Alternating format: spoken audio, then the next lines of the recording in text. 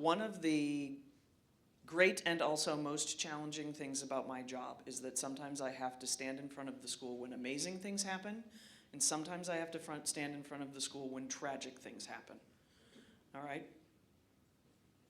24 years ago today, a tragic thing happened. There was tragic, politically motivated loss of life at a level our country had never seen since the Civil War. And I know that you weren't alive for that, but all of the adults who are here were. And in fact, I wasn't working here in 2001 because I was still in college, but those who were stood in this room and talked about the tragic loss of life together, because that's what you do when you're a community. Does that make sense? Yesterday, we had yet another school shooting in Colorado that has left at least one person dead.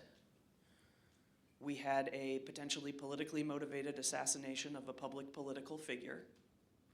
Those are tragic losses of life. You can have a feeling about gun control, about politics, about ideology. I hope you do.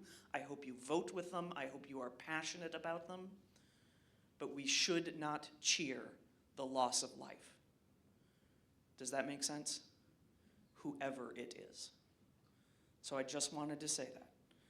All right?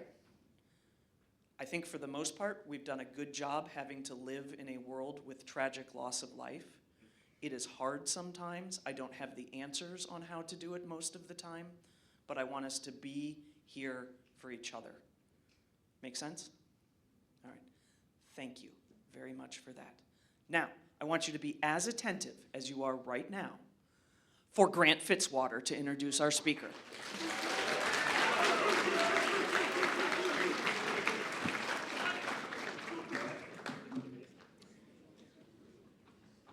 This is my uncle. Oh, shoot, hold on. This is my uncle, Major General Randal Fullhart. He went to Hamilton Heights High School, and he attended the United States Air Force Academy. And after graduating from that academy, he married my Aunt Kathy, and who is my mom's sister. On September 11th, 2001, he was the Assistant Director of Operations for the United States Air Force Academy in Europe. He was in charge of the Threat Working Group, and he's a command pilot and has over 3,500 hours of flying in several planes.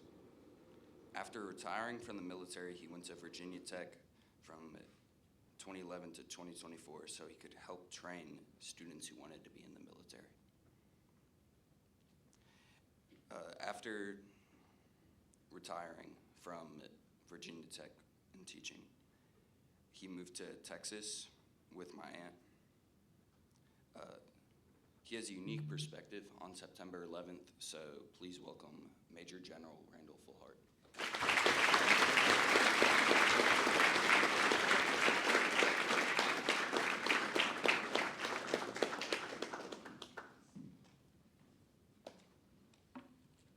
Well, good morning, everyone. And thank you, Grant, for that kind introduction. I'm grateful for the invitation to address you all on a day that was etched in the history books on September 11th, 2001.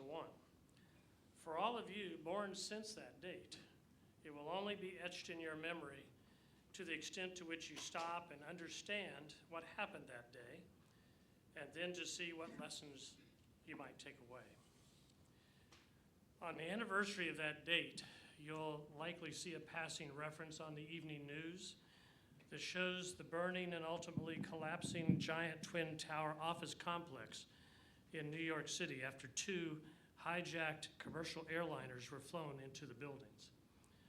You might also see and hear a reference to a third aircraft that was flown into Washington, D.C. and crashed into a building that I spent several years working in, the headquarters of our national defense, the Pentagon.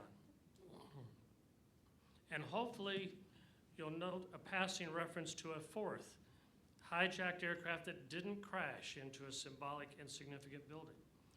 Rather, it simply crashed into an open field near Shanksville, Pennsylvania.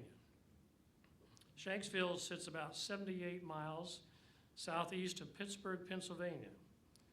The town's population numbered around 200, even smaller than the 600 people in the small town about 30 miles north of here where I grew up and went to school. How it came to be there is what I want to share with you this morning. United Airlines Flight 93 had been scheduled to depart that morning from Newark, New Jersey at 8 a.m., but departed 42 minutes late. Its destination was San Francisco.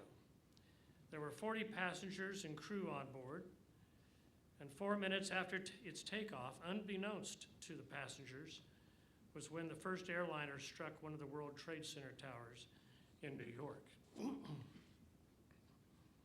Among those on board Flight 93 were 3 hijackers, armed only with box cutters. As the aircraft approached overhead Cleveland, Ohio, 2 of the hijackers gained access to the cockpit after killing 1 passenger in first class and were able to subdue, likely kill, the 2 pilots. The 3rd hijacker in the main cabin announced that a pouch attached to his chest was a bomb and directed everyone to follow his instructions and stay in their seats. Now, the 2 hijackers in the cockpit, pretending to be the pilots, announced that they were following the instructions of the bomber and that they were going to turn the aircraft around and go back to land. No one thought this was the truth, given the poor English and the accent of the hijacker in the cockpit, not to mention those passengers seated near the cockpit who had seen the altercation there. In those days, some airliners were equipped with airphones that passengers could use to make calls to people on the ground. And it's because of this that we now know what happened next. Todd Beamer was an account manager at a tech company. He was a dad. He taught Sunday school at his church. His wife, Lisa, and he were the parents of their children, David and Andrew, 3 and 1 years old at the time. And Lisa was pregnant with their 3rd child, who would be born later, named Morgan. Todd managed to get to a phone near his seat and called the operator to convey what was happening. Another passenger, calling their loved ones on the ground, learned of the other hijackings and the attacks in New York and the Pentagon. Word spread among the passengers. Shortly after the hijackers took over the aircraft, it was turned and began heading back toward what we now know was their likely target, somewhere in Washington, D.C. Todd and the other passengers now knew what their fate was likely to be and decided they didn't want their hijackers to achieve their mission. In the final communication between Todd, the operator, and an FBI agent who had joined the conversation, he conveyed the plan that he and some of the other passengers had come up with. They were going to subdue the 1 hijacker in the passenger area, gain access to the cockpit, and take back control of the aircraft. Their hope after that was to somehow get the aircraft safely on the ground. Just before they began, Todd asked the operator, whose name also happened to be Lisa, to pray with him. They recited the Lord's Prayer. Then, because the phone line was left open, Lisa could hear Todd say, "Are you guys ready? Let's roll." Based on the open phone line and the cockpit voice recorder, we know that some of the passengers did gain access to the cockpit. A fight ensued, but rather than regaining control of the aircraft, all control was lost. And a few minutes later, the plane crashed into that field outside of Shanksville. There were no survivors, except there were. Most believe that the ultimate target of the hijackers was to crash their airliner into either the White House or the U.S. Capitol. That didn't happen. No one was injured or killed on the ground because of their actions. Those that might have been caught up in the attack lived on.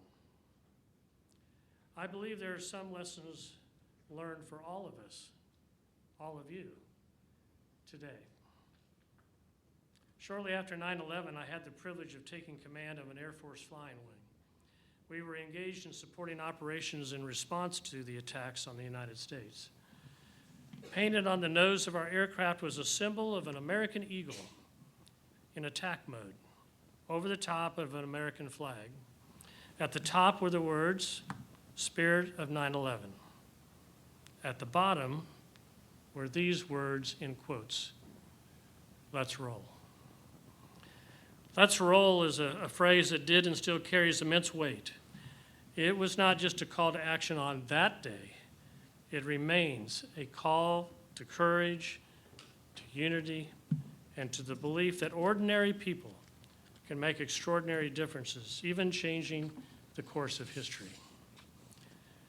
Todd Beamer and the other passengers of Flight 93 didn't wear capes. They didn't have superpowers. They weren't even trained soldiers. They were teachers, parents, students, people just like you.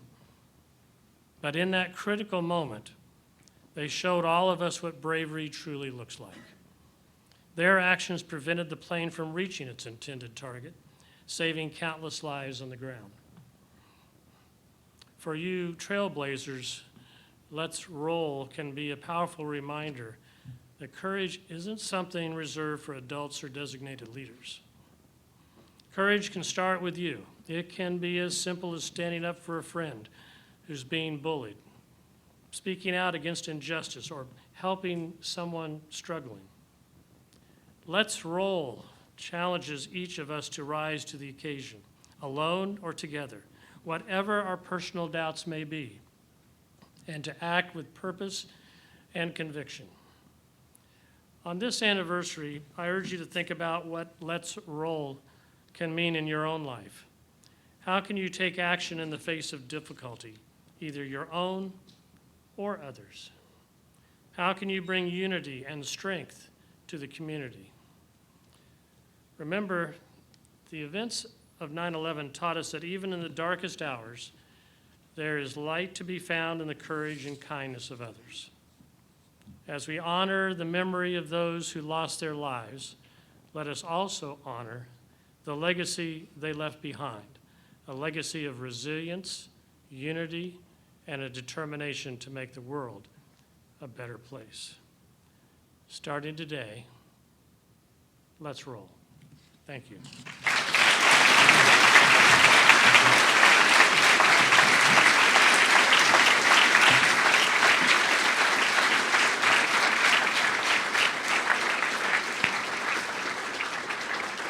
All right. Thank you, General, and off to class.